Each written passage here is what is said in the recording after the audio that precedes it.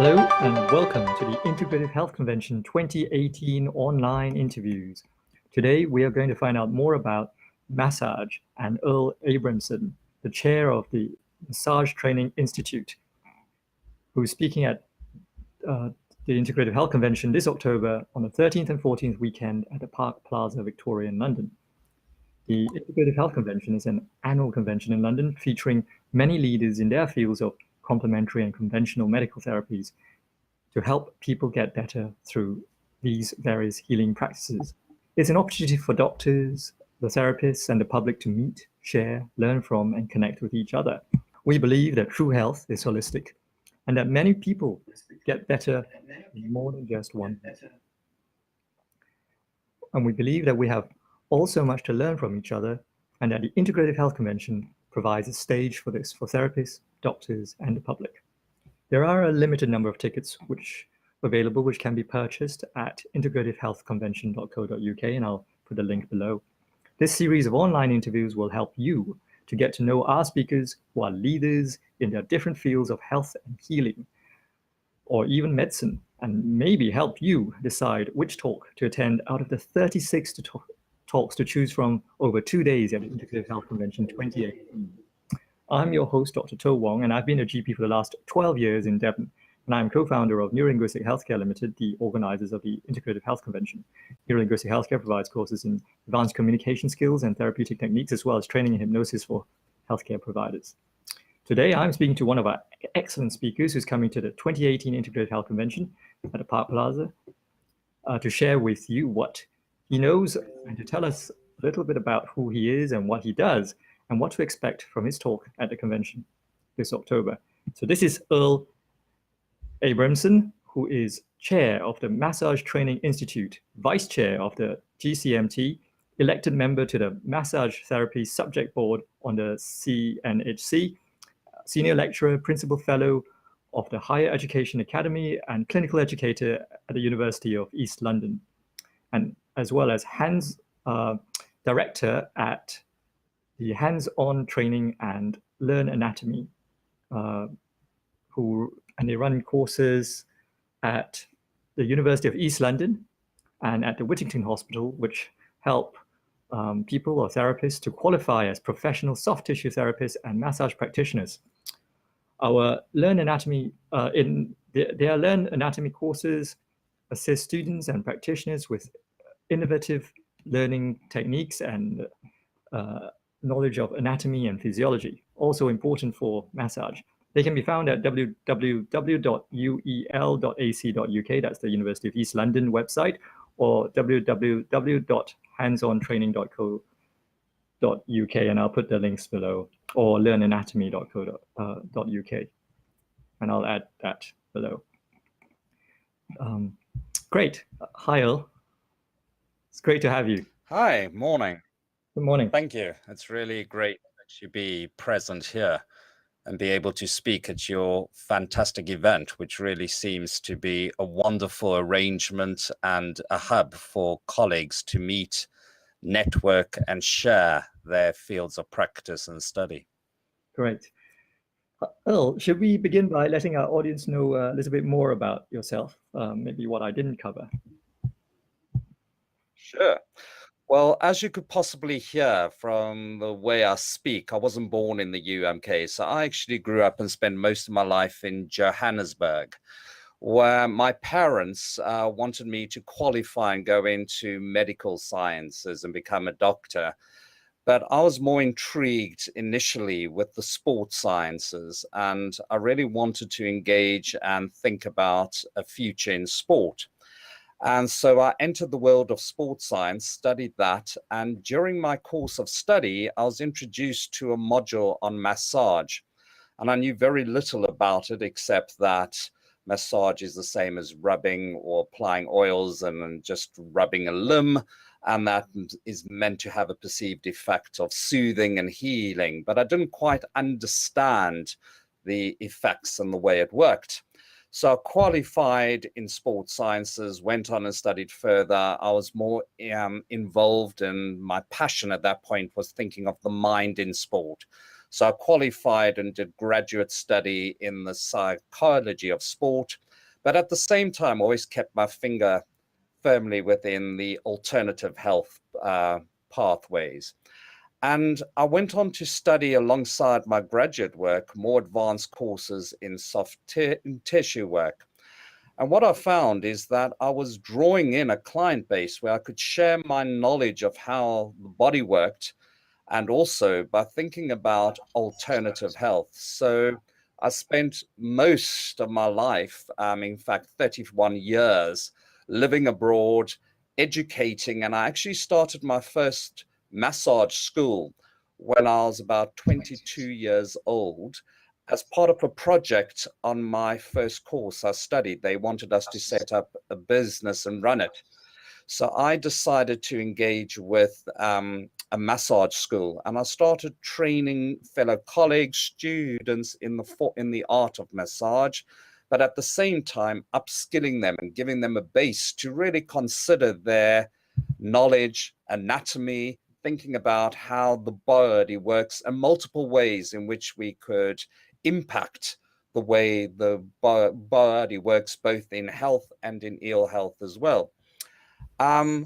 Then in 2002, I was invited to speak at a conference in Greece, and I went abroad and I spoke there, and I met a British girl, and my life changed. So my heart was possibly thinking about going back home or coming to move and live in the UMK. And eventually I followed my heart and settled in the UMK, where I've worked both in higher learning and further learning, and always been involved in leading and managing courses linked to body work, soft tissue work, as well as the sports sciences.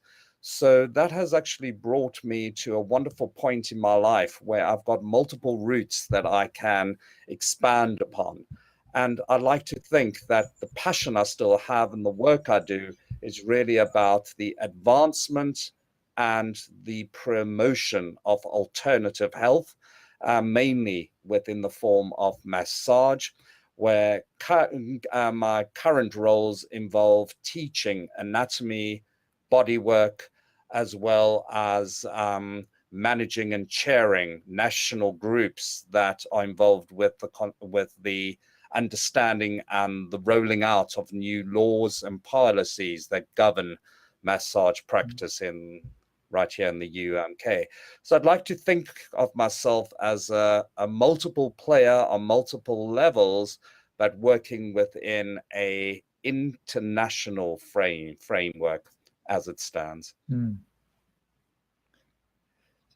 I'm glad you talked about massage and how you first thought about it, just rubbing the skin with oils, because that's much of what the lay public thinks that's what it is.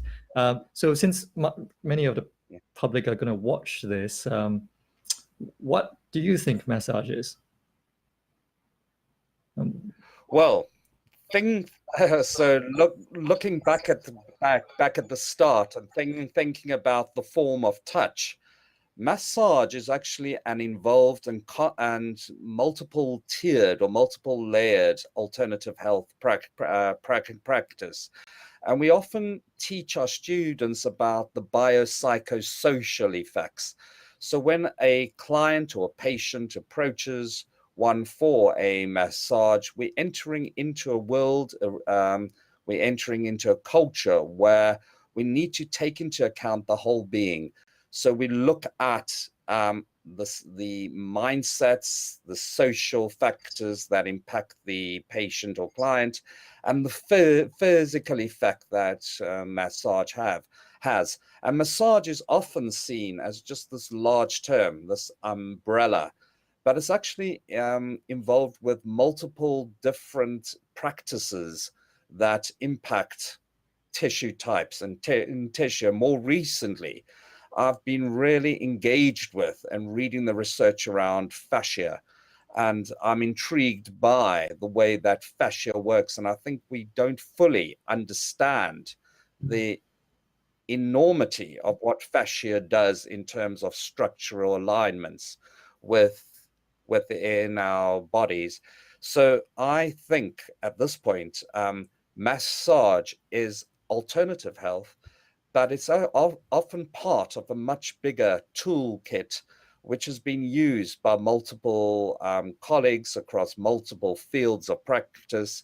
For example, physios tend to say, well, they can give a massage, they'll apply some lotion or oil and rub. And what we say, it's not just a rubbing effect. It's really about how we think about flow, how we think about the lymph, for example, how we think about active motion during the massage itself. So it's really about not just lying down and just lying still on a massage plinth. It's more about how we understand the way the body works, and how through touch and how through our knowledge of understanding the mechanics of joints and the way the body moves, we are able to impact in hopefully a positive way the function and well-being of a client or patient. Wow, that's very good. I've been hearing the term fascia quite a lot in our interviews with all the speakers doing manual therapies. I'm sure we'll hear a lot more about it soon. Yeah, absolutely. I think it's the new trend now that everyone's jumping onto a fascial wagon in a sense. But it's really about, do we know enough about the way it works and how this matrix or web weaves its way through the entire body? And I often use diagrams and US scans, ultrasound scan, to actually show colleagues, for example, where the Achilles tendon actually ends. And if we trace the fascial slings, we'll see that it actually ends high up on the neck and the jaw line. So a lot of my work is really on the jawline and face, which has a profound effect in terms of increasing range of motion in the limbs. So it's really about understanding how one area links with and connects to another, and understanding the pathways of tissue and tissue type. And often massage is seen to just be a very quick means to an end, a feel-good factor. But if it's done well, it's really a slow and practiced and intended form of working that can have a profound effect on different tissue types. Sounds amazing. So, Earle, you were going to talk about practicing massage professionally, and you were going to talk something about GDPR. Can you tell us a little bit more about this and what the audience will gain out of your talk? Sure. I mean, of recent times, what has happened is that when clients or the public or the patients book in for a massage, there tends to be some kind of experience where the person giving may ask a few questions about health, may ask a few questions about the social or psychological factors that impact the client. But what we need to be careful about and mindful of is the regulation around how we keep records and how we need to be smart about the records we keep. And are we just asking questions for the sake of asking, or does the question actually lead to an useful experience in terms of how the giver receives more by asking the right questions? And it's really about how we safeguard ourselves and protect the client we're working with, and how we use our communication skills in an effective way so that we win the trust and a rapport or an alliance is set up between the giver and those who are receiving a massage. So what has happened of recent times, there's this big hype about how do we safeguard records? And what we're looking at is the client who's receiving educated enough about the process of what the massage will include? And the key thing is more about the consent that will be set up and gained. And at times, this is often left out where patient just said, is it okay? Or it's assumed you coming to me for a massage, so therefore I can use my hands or any form to impact you and I don't have to ask. But those days have gone. And this talk that I want to give is really about we were living in a world where we become so obsessed with giving answers that we've lost the ability at times to ask the correct questions. And this talk that I'll be giving is really about how do we frame, how do we ask the right questions so that we can make an informed choice about what tool or what treatment is going to be most effective for the client.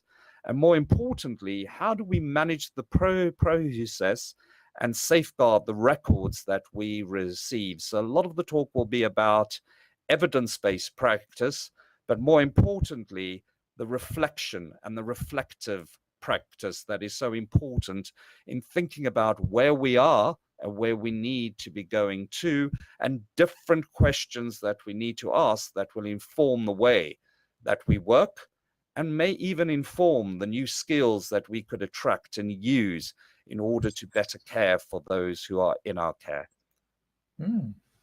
Sounds interesting. Good. And you'll give some examples of all these questions that that the audience can use for themselves. Absolutely. So I want the audience to walk away with a take-home message and to be actively involved in the talk. So it won't just be me standing up there and preaching. It will be more an inclusive type of talk where we'll use applied studies showing the effects. So I sit on a lot of panels and hearings, and when those who step out of line are brought to book, it's really about when we practice, what do we need to know and know well in order to be effective? So it's not only about the skills we own, it's not only about the skill set we own, but do we have enough knowledge about the legal requirements, governance in terms of our practice? So the talk will include a lot of examples around how we manage clinical work and how we are mindful of the laws, but that we don't become overtaken by these laws to a point where we're scared to actually practice the skills we have. So it's really about the balance, and the talk will be about how do we achieve that balance between evidence-based practice and practice-informed work, and what we can learn from working with clients and what we learn in terms of making sure we keep our knowledge current and how we can use not only our practical skills, but more our spoken skills to educate those who are in our care as well. That was so important.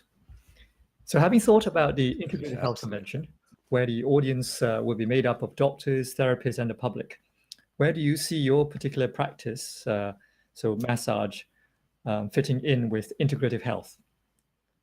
Or some people will call it holistic health. I think it's vital. Holistic health, and as you said at the start, I chair a group which really prides itself on holistic health. But what I would like is that I'm really pleased that it will be a mixed group who will attend.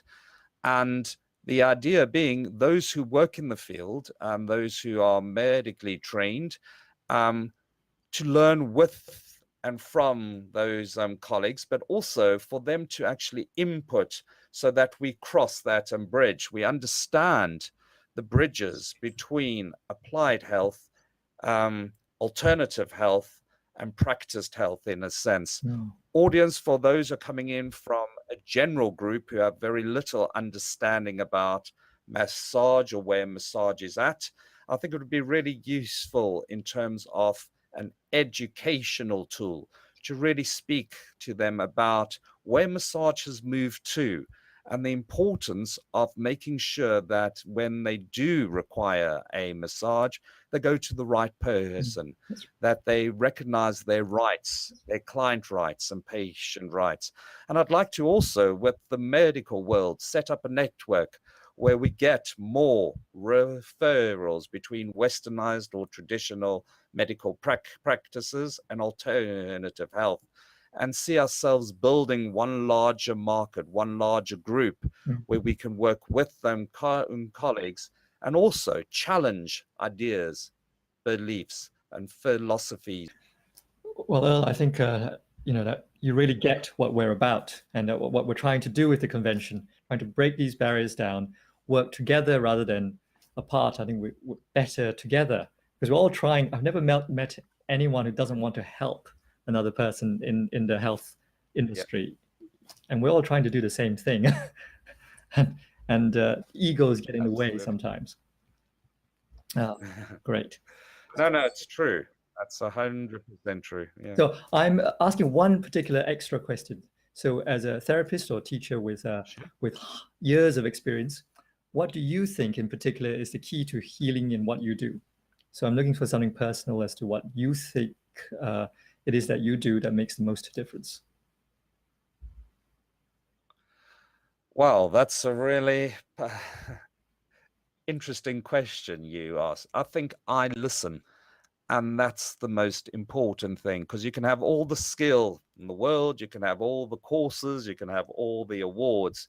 But if you don't listen to what the patient or client is saying, and if you don't understand what it is they need, you won't be effective in terms of your practice. So apart from your skill, the uniqueness is setting up a rapport, creating a space where the client or patient feels at ease, that they can talk to a colleague and feel that they are learning, that they feel safe and supported within their healthcare work, or that their health is being well cared for.